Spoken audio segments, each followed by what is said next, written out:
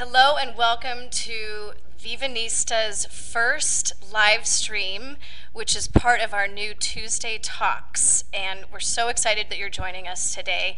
We're going to be chatting about best practices in fundraising with some really fabulous women that are involved in philanthropy here in San Francisco.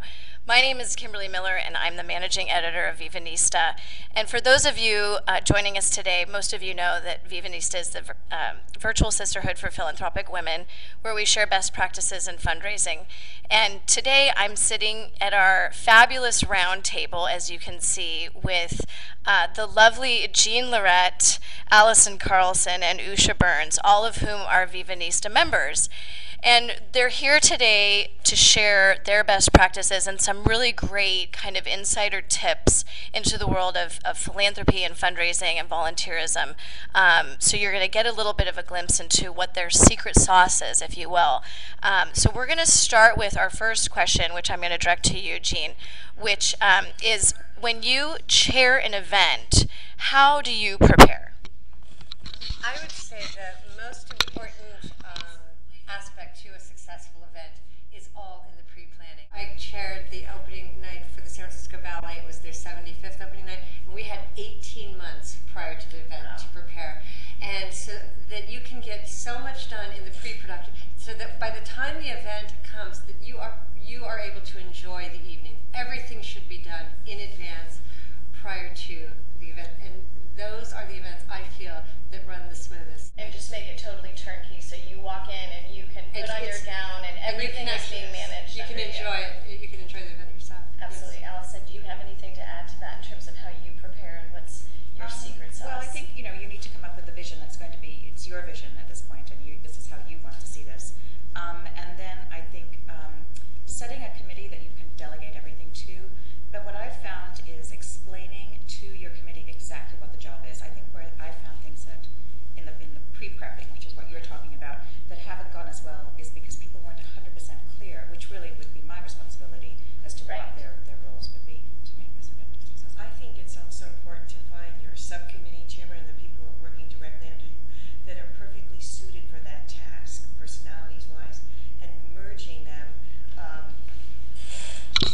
and giving them the opportunity to shine, but they will excel, which makes the whole event more exciting. This question, Allison, I'm going to direct to you, which is, what do you do after an event is over to gauge its success? Well, I suppose you have to think about success.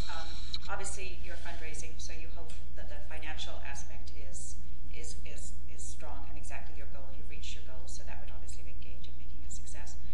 That your committee is still talking to you and everyone else is also a sign, I think, of a success, because everybody had a positive experience and we're happy.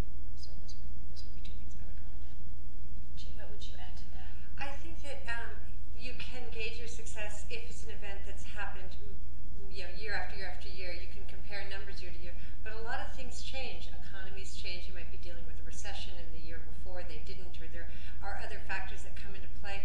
I think what's really nice as a chair is to create a binder that has each different department, and for each chair of each department to write a kind of a roundup at the end of the event. Is learning the fine art of motivation and slowly nudging them along so they start to have positive experiences and they feel good, and they'll come back next year and volunteer again and eventually become the chair if they have a positive experience. Right. No, it's so true.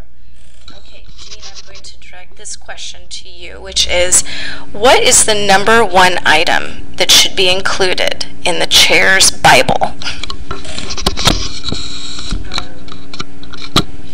I would say great organization skills. You have to be organized. You have, in my email inbox, I have every single department. So whether it was, press, decor, every invitations, and every email that I received from that chair goes into that inbox. So they're all organized. I don't delete anything until the event. So, and even after that, then print it out, put it in your binder, and pass it along. Great. I think the key thing is the timeline for the year in advance. If someone could have something passed on that they could drop in and change the dates and the individuals and whatever for the year, and then the timeline for the day, so everyone knows exactly what they're supposed to be doing. Right. It just creates this efficiency from the years going on. Right.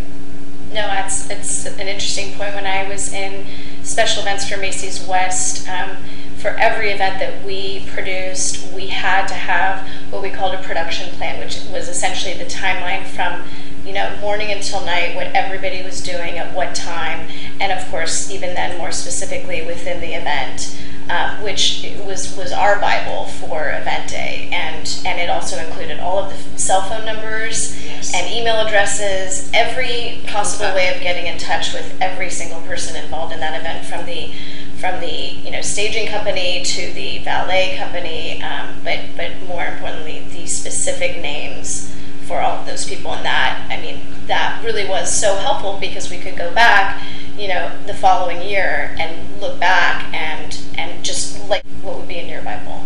Well, I think the same thing. I mean, that's the thing that really keeps you organized, and it keeps you calm, and it gives you the confidence to know that you can actually get through this too. So I really think that is the number one thing in the Bible. Fantastic. Allison, for you, please comment on on Charity Navigator's study that states for every dollar raised from charitable events, $1.33 is spent. What are your thoughts on that? Well, I think it is essentially saying that you're spending more than right, you're making. Yeah. So I think it depends. I mean, obviously, it's not what you want to happen, but I do think it depends on the organization. Right. Because some, I'm particularly involved with the Salvation Army, and I think in that particular case, I think a lot of the people that they're taking from the streets are what they're giving the jobs to. So I think in that case, I think it's an okay thing to do, but not for the most part. Right. And have you all kind of experienced that, where you've spent more than you've made for an event, or?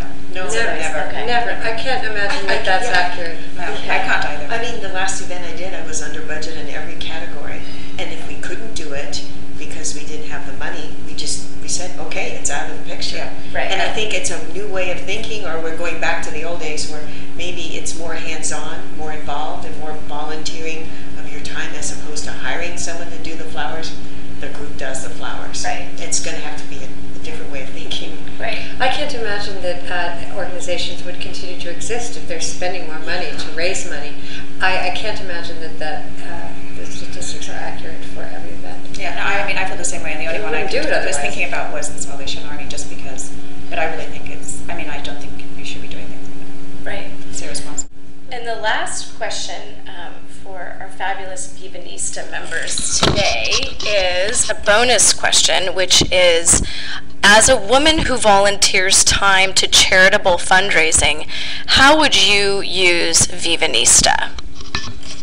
And Jean, I'll start with you. What is it about Vivanista that would really empower you? Because that's what we are here to do, is empower our members who are in fundraising and philanthropy. Is there a specific tool that you find to be tremendously helpful, or would find tremendously wonderful that there is a website that's created for women who are involved in philanthropy, because I don't think there is a website that exists that is as user-friendly as Vivanista, and I think that it is growing into a site that you can go to share ideas on best practices, and so you don't reinvent the wheel each time.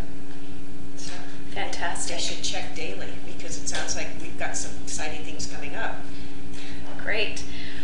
Well, thank you so much, ladies. This has been so much fun, and I can't thank everyone for watching enough, for tuning in for our first Vivanista Tuesday Talks. And these three women I'm sitting here with have really made a difference and left their mark on the world of philanthropy here in San Francisco, which is, that's where Vivanista is based. And whether it's been chairing, the ballet, symphony, you name it, these ladies have done it. And we're just so proud to say that they are members of Vivanista, and we're able to be here and contribute today. So thank you, Jean and Alison and Usha.